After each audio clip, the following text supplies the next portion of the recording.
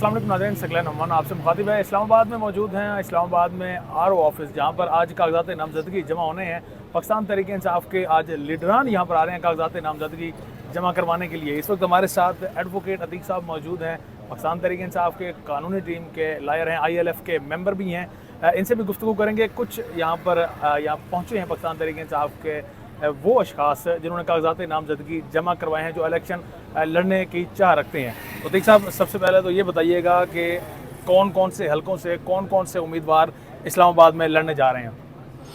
अगर डिटेल में जाएंगे, यकीनी तौर पे जो प्रोस्पेक्टिव कैंडिडेट्स हैं उसमें शुएब शाहीन साहब हैं जो कि गालबन तीनों हलके से जमा करवा रहे हैं। फिर डॉक्टर बाबर अवान साहब हैं, वो भी तीनों हलके से करवाने जा रहे हैं। इसके अलावा जो स्ट्रॉन्ग कैंडिडेट्स हैं NA46 से मेरे हिसाब से वो जमशेद मुगल साहब हैं, और इससे ज़्यादा जो है आमिर मुगल साहब हैं, वो भी जमा करवा रहे हैं। इसके अलावा NA47 से दीगर कैंडिडेट के साथ कुछ वकला भी हैं जो कि जमा करवा रहे हैं। NA48 से जो है वो जिन्होंने जमा करवाया, मलिक आमिर ने भी करवाया है। इसके अलावा सुना है राजा खुर्रम साहब, लेकिन अब तो वो पाकिस्तान तहरीक इंसाफ से नहीं है। इसके अलावा ये सारे कैंडिडेट्स हैं। अली बुखारी साहब हैं, वो भी जमा करवा रहे हैं। एडवोकेट जो है सुप्रीम कोर्ट है। तो इस वक्त जो मैं जमा करवाने आया था, पाकिस्तान तहरीक इंसाफ के कैंडिडेट्स हैं जो कि सीनियर वाइस प्रेसिडेंट है पाकिस्तान तहरीक इंसाफ इस्लामाबाद रीजन के मोहम्मद आमिर शेख। अच्छा। उनका अभी हमने जमा करवाया है यहाँ पे RO के पास। तो हालात जो है वो कदरे जो है ठीक नज़र आ रहे हैं, लेकिन डर और खौफ का माहौल मौजूद है।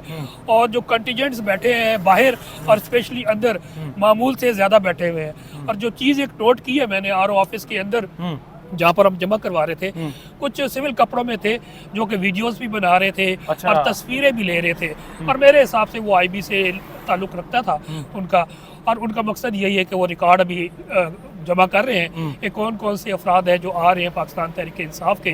और लेट्स सी, बहरहाल खौफ हो डर का माहौल है, but even though Pakistan Tehreek Insaf के जो कैंडिडेट्स बशमूल workers supporters, they are very enthusiastic कि इंशाल्लाह पाकिस्तान तहरीक इंसाफ जो है पूरे पाकिस्तान से 2/3 नहीं, इंशाल्लाह 3/4 की मेजॉरिटी के साथ हम पूरी कोशिश करेंगे जीतने के लिए।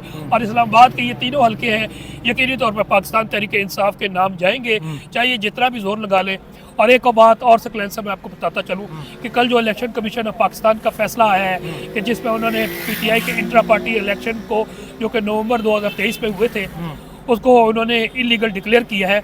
और आज वो पेशावर हाई कोर्ट में चैलेंज करने जा रहे हैं, और बहरहाल अभी सबमिट हो चुका होगा।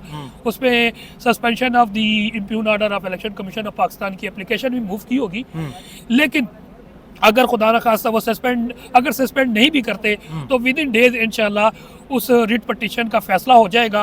और मुझे उम्मीद है कि क्योंकि 13 तारीख को सिंबल अलॉट होने हैं, तो इससे कबल ही इंशाल्लाह पाकिस्तान तहरीक इंसाफ के हक में फैसला आएगा और दोबारा से बैठ भी होगा। पाकिस्तान तहरीक इंसाफ भी मैदान में होगी, क्योंकि क्लियर कट जो है violation of the election act, election rules और कॉन्स्टिट्यूशन जो सेक्शन आर्टिकल 218 और 220 है, इसकी वायलेशन में इलेक्शन कमीशन ऑफ पाकिस्तान ने ये फैसला किया है। इनकी पूरी तारीख अगर इसमें आप कहेंगे तो इंशाल्लाह मैं अब डिटेल बता सकता हूँ कि इन्होंने पाकिस्तान तहरीक इंसाफ के अगेंस्ट 2 सालों में इतने लैंडमार्क किस्म के, बदतरीन किस्म के, against the constitution, against the law फैसले किए, उसकी पूरी डिटेल मौजूद है। अभी जिस तरह से आपने कहा कि कुछ सिविल कपड़ों में मलबूस अफराद भी वहाँ पर मौजूद हैं, पुलिस एहलकारान भी वहाँ पर मौजूद हैं, तो गिरफ्तारी का भी खदशा है अभी तो, क्योंकि कुछ वर्कर्स आ रहे हैं आपके कागजात नामजदगी जमा करवा रहे हैं। लेकिन अगर कोई बड़ा नाम आया, तो जिस तरह से पंजाब में हो रहा है, तो आप ये कहना चाह रहे हैं कि यहाँ इस्लामाबाद में भी हमारे जो दारुल हुकूमत है, कैपिटल है, वहाँ पर भी ये अमल, ये सीन दोहराया जा सकता है? यकीनी तौर पे डिस्पाइट के सुप्रीम कोर्ट ऑफ पाकिस्तान ने कल ऑर्डर भी किए हैं कि इलेक्शन कमीशन ऑफ पाकिस्तान को भी और तमाम इदारों को भी कि जनाब सबको free, fair and just opportunity दी जाए और लेवल प्लेइंग फील्ड दी जाए। लेकिन स्टिल जो है इंतज़ामिया और पुलिस जो कि that is working under federation of Pakistan, मैं समझता हूँ कि लेवल प्लेइंग अभी तक फील्ड नहीं है। ना 144 का जो दफाज है वो गैर एलानिया तौर पे अभी तक नाफिज है। अभी तक हम ना पाकिस्तान तहरीक इंसाफ के पार्टी जो है ना कॉर्नर मीटिंग कर सकते हैं, ना रैलीज है, ना जलसा है, ना बाहर निकल सकते हैं, इवन झंडा नहीं ला सकते। तो इलेक्शन का माहौल जो है अभी नज़र होता हुआ नज़र नहीं आ रहा, और जिसकी वजह यकीनी तौर पे जो घुटन का माहौल है पाकिस्तान में इस वक्त। कॉन्स्टिट्यूशन भी है, रूल ऑफ लॉ का नाम भी लिया जाता है, लेकिन प्रैक्टिकली तौर पे, डिफैक्टो तौर पे इस वक्त ना कॉन्स्टिट्यूशन है, ना लॉ है, और प्रैक्टिकली डेमोक्रेटिकली इस वक्त माशाल्लाह प्लस है, ये सबको पता है, डर खौफ का माहौल है। लेकिन पाकिस्तान तहरीक इंसाफ के वर्कर्स, सपोर्टर्स तमाम इंतुजियास्टिक है और रूल ऑफ लॉ के साथ खड़े हैं, सुप्रीमेसी ऑफ द कॉन्स्टिट्यूशन के साथ, डेमोक्रेसी के साथ, और फंडामेंटल राइट्स की जो वायलेशन हो रही है, इंशाल्लाह इन तमाम के बावजूद डिस्पाइट 85 FIRs इस्लामाबाद में रजिस्टर हुई हैं पाकिस्तान तहरीक इंसाफ के टॉप टीयर से लेके local leaders, worker, supporters, even though हम इंतुजियास्टिक हम मौजूद हैं। और हम वकला इसलिए यहाँ पर आए हैं कि जनाब इनको हम कवर दे सके और हम कोशिश कर सके अगर कहीं इलीगैलिटी हो रही है उसे हम under the constitution and law उन्हें रोकने की कोशिश इंशाल्लाह हम करेंगे। और इसी वजह से वकला जो है वो मौजूद हैं। हमारे साथ अतीक साहब मौजूद है। बहुत शुक्रिया जी अतीक साहब, आपने वक्त दिया। अब आपको नाज़रीन ले चलेंगे उनके पास जो यहाँ पर कागजात नामजदगी जिन्होंने आज जमा करवाए हैं, उनसे गुफ्तगू करेंगे, उनसे टॉक करेंगे।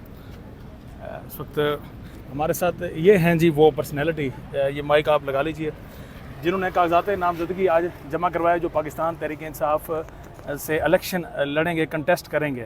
सर सबसे पहले तो ये बताइए कि एक तरफ देख रहे हैं कि पाकिस्तान तहरीक इंसाफ के लिए खुद से ना तो लेवल प्लेइंग फील्ड है, घुटन का माहौल है और उनकी गिरफ्तारियां भी हो रही हैं। इन सब के बावजूद, इन सब को देखने के बावजूद, आपको जब ये पता है कि आप गिरफ्तार भी हो सकते हैं, आप के खिलाफ जिस तरह छापे मारे जाते हैं या गिरफ्तारियाँ अरूज पर हैं, उसके बावजूद आप यहाँ पर पहुँचे हैं, कागजात नामजदगी आपने जमा करवाया इस्लामाबाद में। बिस्मिल्लाहिर्रहमानिर्रहीम, इय्याका नअबुदु व इय्याका नस्तईन। हम लोग इस्लामाबाद से हैं और ये हमारा घर है और यहाँ पे किसी की हिम्मत नहीं है कि कोई जुर्रत कर सके कि पाकिस्तान तरीके इंसाफ से या मेरे से पेपर छीने या उसकी कोशिश भी करे। तो इंशाल्लाह ऐसा नहीं है यहाँ पे। बाकी आपने लेवल प्लेइंग फील्ड की बात की है, तो लेवल प्लेइंग फील्ड तो दूर की बात, फील्ड ही कोई नहीं है। जो जिस तरह का यहाँ पे डमी सिस्टम चल रहा है सारा, यू कैन सी दैट पूरी दुनिया में पाकिस्तान का मजाक बन रहा है। और हम चाहते हैं कि रूल ऑफ लॉ की अमलदारी हो और पाकिस्तान आगे की तरफ बढ़े, आइन पर अमल दरामद हो। अच्छा, यहाँ पर आप पहुँचे, कोई ये बताएं कि कागजात नामजदगी जमा करवाते हुए या आगे से आगे क्या रिस्पांस था, रिएक्शन क्या था, या उन्होंने चुप करके ले लिए? क्योंकि दीगर जहाँ भी जाते हैं या तो फिर वो AC साहब वहाँ पर मौजूद नहीं होते और कागजात नामजदगी के लिए भी गिरफ्तारियाँ की जा रही हैं, तो कैपिटल का क्या सूरत हाल है? खौफ का माहौल है, खौफ का माहौल है और मतलब कि लोग अपनी कंपेन खुल के ना कर सकें, खौफ का माहौल क्रिएट किया हुआ है, फियर फैलाया हुआ है सारे में, फेयर फैला हुआ है। लेकिन उसके बावजूद आप खड़े हैं इमरान खान के लिए। तहरीक इंसाफ खड़ी है और असल कैंडिडेट हमारे पाकिस्तान तहरीक इंसाफ के इमरान खान साहब ने पूरे पाकिस्तान से। ये बात चलें जी, ये थे हमारे साथ जी आमिर शेख साहब। ये माइक आपके पास लगा हुआ। हमारे साथ मौजूद थे आमिर शेख साहब, जिन्होंने आज NA-47 के लिए अपने कागजात नामजदगी जमा करवाए हैं। RO ऑफिस के बाहर खड़े हैं, जहाँ पर पाकिस्तान तहरीक इंसाफ के दीगर भी रहनुमा यहाँ पर आ रहे हैं, उनके जो वर्कर्स लेवल के अफराद हैं वो भी आ रहे हैं यहाँ पर कागजात नामजदगी जो है वो जमा करवा रहे हैं। और उसके बाद डिसाइड होगा कि बल्ले के निशान से या पाकिस्तान तहरीक इंसाफ को जो भी निशान अलाट हुआ उससे कौन इलेक्शन कंटेस्ट करेगा।